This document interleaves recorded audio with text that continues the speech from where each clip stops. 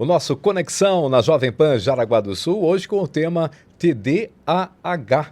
E por isso nós convidamos a psicóloga, mestre em psicologia, Jaqueline Elisa. Obrigado, Jaqueline, por aceitar o nosso convite para falar desse tema, que é um tema que tem muitas dúvidas, que gera bastante dificuldade de entendimento.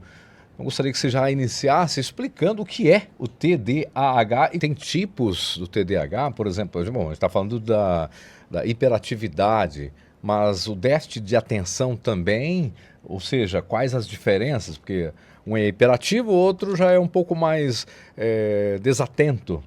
Sim, então nós temos 3 tipos de TDAH. Nós temos 18 sintomas do TDAH, 9 para desatenção e 9 para hiperatividade. Então, quando eu recebo o diagnóstico, quando faz a avaliação bem aprofundada, é investigado se é do tipo predominantemente desatento, do tipo predominantemente hiperativo ou do tipo combinado. Então, entre esses 18 sintomas do TDAH, existe dificuldade em prestar atenção, dificuldade em terminar tarefas longas ou chatas, dificuldade em manter o foco, esquecimento, perder coisas. Sabe aquele adulto que sempre perde a chave do carro, o celular, ou a criança que sempre perde um lápis novo, o caderno novo que a mãe e o pai compraram, né? São sintomas predominantemente de desatenção.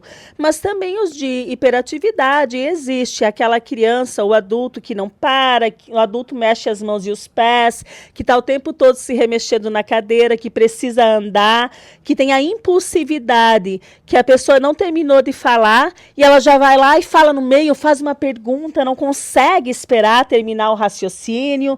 Então, eu tenho esses 3 tipos de TDAH que eu posso considerar.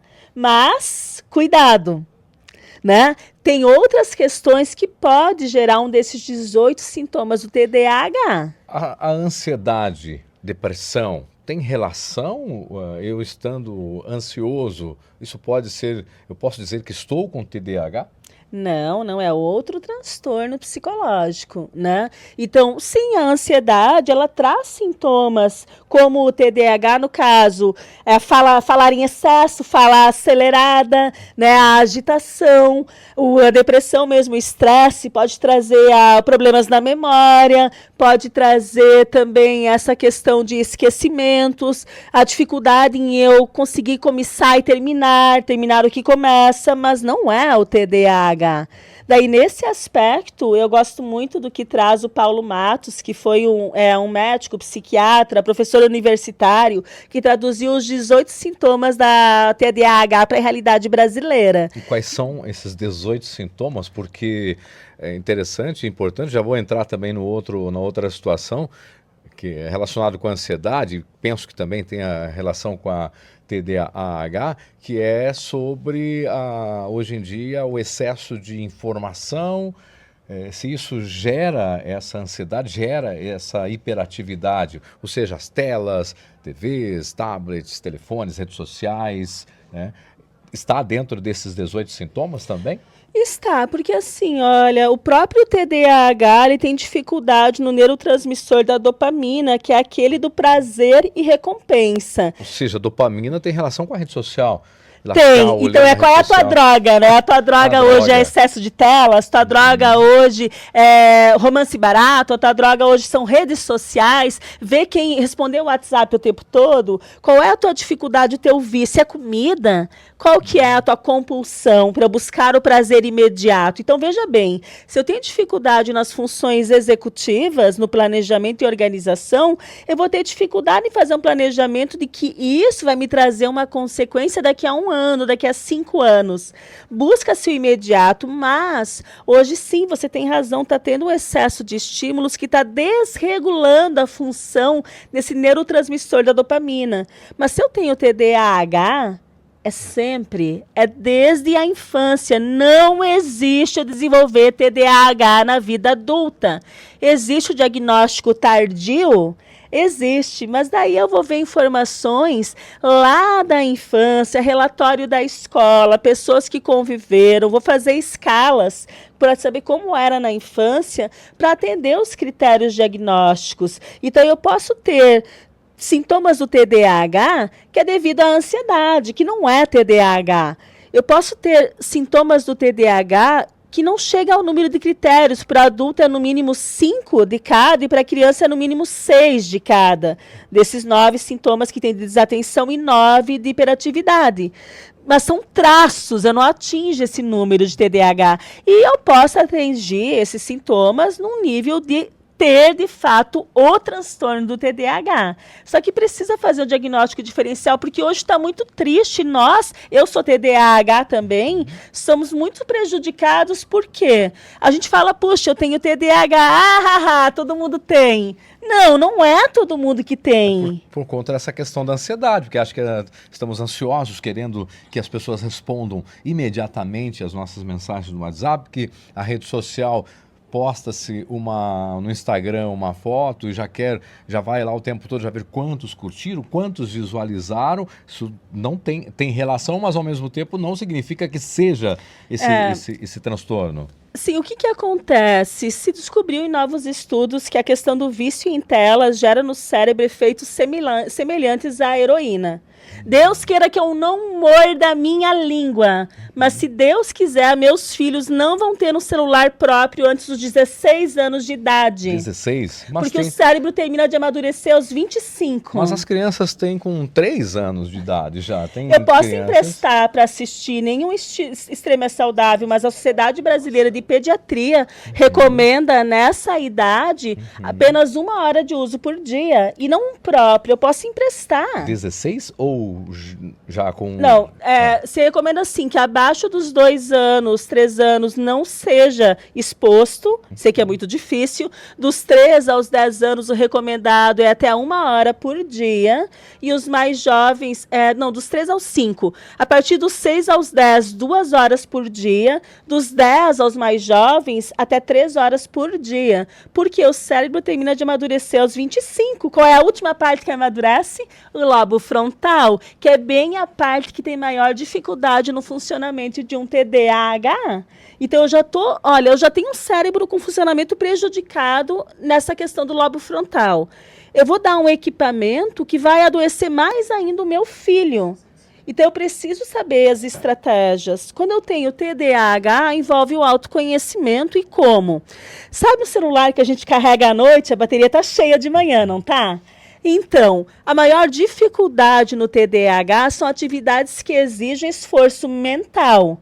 Então, no primeiro período da manhã ou de tarde, quando volta da escola, ou depende do horário que estuda, atividades que exigem esforço mental, tarefas, né? Leitura, estudo.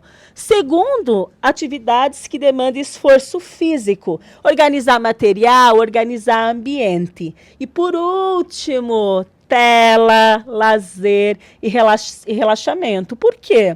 Se eu pegar a tela por primeiro com a bateria cheia, eu vou gastar a bateria. Vocês acham que a criatura que já tem dificuldade com esforço mental vai ter bateria para fazer isso depois que já gastou a bateria com as telas? Que já prejudicou mais ainda o funcionamento cerebral do lobo frontal? Não vai ter. Então você que tem filho, né, ou que é adulto, que tem TDAH, acha que vai chegar em casa, depois eu estudo, de noite eu faço isso, depois que eu ver esse vídeo. Não vai Esquece. Não vai conseguir, não com aquela qualidade, vai prejudicar muito, ter muitos prejuízos. Né? Então, sempre avaliado o que gera prejuízo, o que não gera. A própria questão da medicação para o TDAH. O neuropediatra ou psiquiatra que avalia se é necessário. Quando o prejuízo em não tomar é maior do que o prejuízo em tomar. Então, tá tendo dificuldades acadêmicas, dificuldades sociais, dificuldades comportamentais. Porque 72% das pessoas que têm o diagnóstico de TDAH também têm junto o diagnóstico do transtorno de oposição desafiante, que é o TOD. Mas não existe diagnóstico de TOD sozinho, sem eu ter outro diagnóstico. Daí o que acontece? Excesso de telas, falta de regras e falta de limites. Se a criança não tem essa segurança de ter um pai e uma mãe, uma família, uma escola com a regra clara, como é que ela vai se regular emocionalmente com a falta de maturidade neurológica quando ela é contrariada, quando ela não tem o prazer imediato.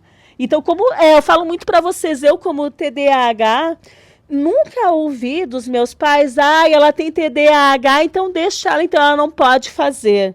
Não, gente, isso é muito errado. O que me trouxe até aqui, né, e eu vejo muito dos meus pacientes em 18 anos de clínica, é justamente isso. Não, você é capaz, vamos ver qual é a melhor estratégia. Tela como recompensa depois de ter feito a tarefa, nunca primeiro. Né? Jamais primeiro. Então, tela como recompensa, até as atividades domésticas que tem que colaborar em casa, tem toda a capacidade, tem completa capacidade para fazer. Então, não adianta assim achar que é incapaz. É capaz, só tem um funcionamento diferente e com as estratégias adequadas. Ele tem dificuldade em planejar? Beleza, então o adulto vai trabalhar junto com o filho ou com o próprio psicólogo qual é o planejamento que nós vamos fazer para ter uma vida funcional, para melhorar a autoestima, para a criança sentir-se mais segura e ter um desempenho satisfatório com toda a capacidade que ela tem. E para ter uma vida muito positiva e saudável. Saudável, sem sofrer tanto emocionalmente. Psicóloga Jaqueline Elisa com a gente, mestre em psicologia, muito obrigado pela sua participação e compartilhar essas informações. Quem quiser saber mais ou quiser ter mais dúvidas ou detalhes, quais são os seus contatos? Nas minhas redes sociais, vocês me encontram como psicóloga Jaqueline Elisa, tanto no Instagram, como no YouTube, como no LinkedIn. E o meu WhatsApp é o 479-9273-3721. Muito obrigada. Obrigado a você que está sempre acompanhando a audiência aqui da Jovem Pan no nosso Conexão.